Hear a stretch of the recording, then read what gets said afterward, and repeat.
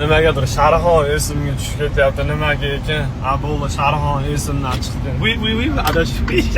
Meni mashina jinnalik qilgan payting politsiya yurgan bo'ladi atrofingda.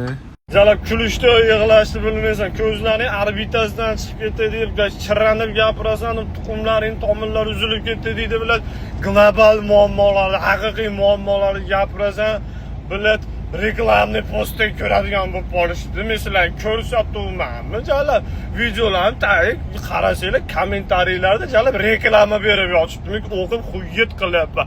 Andijon bo'yicha guruchchi bor, 60 ta o'tgan kampirlar depilyatsiya qilish xizmati, jalab bug' terish va hokazo.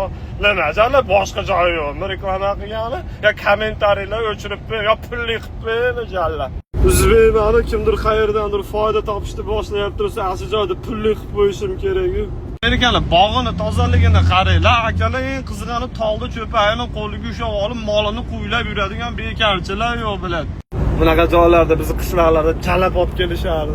Kommentariylarimda reklama qiladiganlar, yo reklama qilmanglar, yo menga dollar beringlar. Telegram kanal ochaymi reklama uchun. Xuy bozor degan.